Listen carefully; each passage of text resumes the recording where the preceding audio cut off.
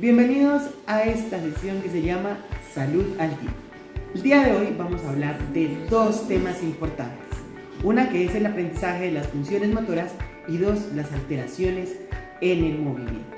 Y para esto hemos invitado a un experto quien nos aclarará un poco las dudas e inquietudes que se nos presentan. Bienvenido, doctor José Luis. Muchísimas gracias por la invitación. Claro que sí, hoy vamos a hablar de dos temas muy importantes. Una, pues, que es el aprendizaje de las funciones motoras, y dos, que son las alteraciones o afectaciones en el movimiento. Para dar inicio, pues vamos a hablar un poco sobre el aprendizaje de las funciones motoras. El aprendizaje motor puede definirse como un cambio relativamente permanente en el rendimiento o en las potencialidades del comportamiento que se puede conseguir mediante la experiencia o la práctica, y que implica una serie de modificaciones en el área del sistema nervioso central, que generalmente pues no se pueden observar, que pueden inducirse mediante cambios en las actuaciones, en los aspectos cognitivos y en los aspectos motores. Estos cambios se reflejan en una mejora de las capacidades de elaboración de la información, la identificación de los estímulos relevantes, la selección y establecimiento de los parámetros del programa motor adecuado, el establecimiento para un punto de referencia para la corrección de la confrontación y entre el resultado esperado y el resultado real. Esto pues se vuelven más rápidos, económicos y eficaces. Como consecuencia, el movimiento se hace seguro, fluido y preciso. El aprendizaje motor se manifiesta gradualmente con el paso progresivo de una fase inicial de comprensión de la tarea y coordinación torpe a una fase final de comprensión profunda y automatizada del movimiento. A medida que se va afrontando una tarea nueva en diversas ocasiones, incluso de forma simplificada, la incertidumbre va poco a poco dejando paso a una mayor seguridad y desenvoltura. Podemos distinguir tres etapas relativamente diferenciadas del aprendizaje del movimiento, dentro de las cuales pues existen distintos niveles de evolución de las habilidades. La primera pues que es la etapa verbal cognitiva, la otra pues es la etapa motora y la otra es la etapa autónoma, definidas también como de coordinación gruesa, de coordinación fina y de disponibilidad variable. Los movimientos de tránsito de una fase a la siguiente no siempre pueden identificarse de forma precisa.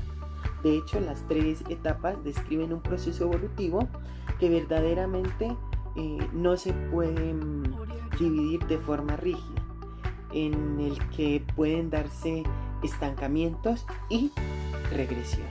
La información que usted nos acaba de dar sobre el aprendizaje de estas funciones. Pero ahora háblenos un poco sobre las alteraciones o afectaciones del movimiento en el ser humano.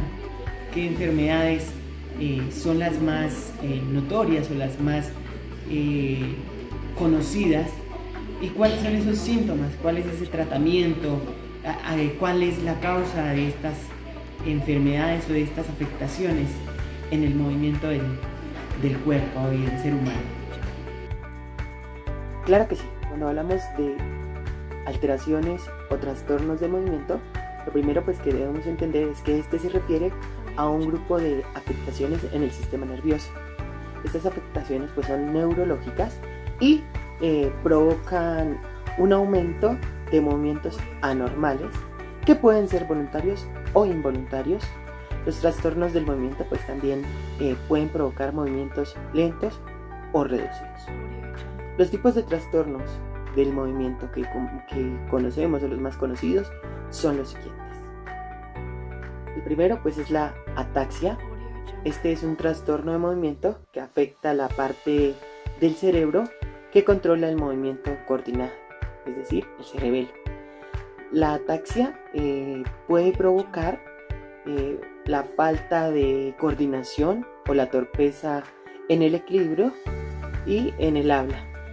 También pues en los movimientos de las extremidades, entre otros síntomas. Otra es la distonía cervical. Este trastorno pues produce contracciones prolongadas o intermitentes. Esto pues ocurre en los músculos, sobre todo en los del cuello, y lo hacen girar en diferentes direcciones. El mioclono es un trastorno que produce movimientos espasmódicos sumadamente rápidos de un músculo o de un grupo de músculos. Otro trastorno es la enfermedad de Parkinson. Este trastorno neurodegenerativo de progresión lenta produce temblores, rigidez, lentitud de movimientos o falta de equilibrio. También puede provocar otros síntomas no relacionados con el movimiento.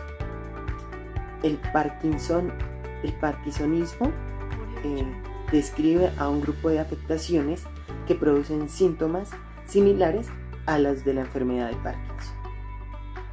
También podemos encontrar la parálisis supranuclear progresiva.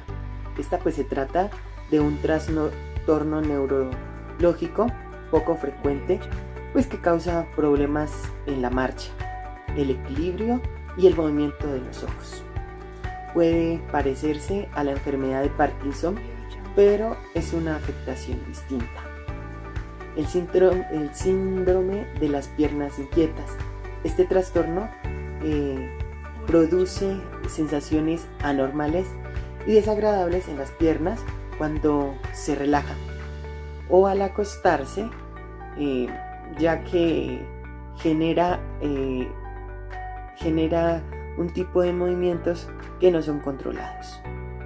La disinesia tardía es otra afectación en el movimiento. Esta afectación neurológica se provoca por el uso prolongado de determinados medicamentos que se utilizan para tratar trastornos psiquiátricos. Estos medicamentos pues son conocidos como neurolépticos. La disinesia tardía provoca movimientos repetitivos involuntarios como hacer muecas, pestañear y otro tipo de movimientos. El síndrome de Hills o de Tourette es una afectación neurológica que aparece entre la niñez y la adolescencia. Esta pues se asocia a movimientos repetitivos, tics o tics motores y sonidos vocales, tics vocales. Los temblores pues es un tipo de trastornos que provoca movimientos involuntarios y rítmicos de ciertas partes del cuerpo, como las manos, la cabeza u otros. El tipo más frecuente es los temblores hereditarios. La enfermedad de Wilson se trata de un trastorno hereditario poco frecuente que provoca la acumulación de una cantidad excesiva de cobre en el cuerpo y lo que genera son problemas neurológicos. Estas pues son unas de las enfermedades que podemos destacar en cuanto a las alteraciones en el movimiento.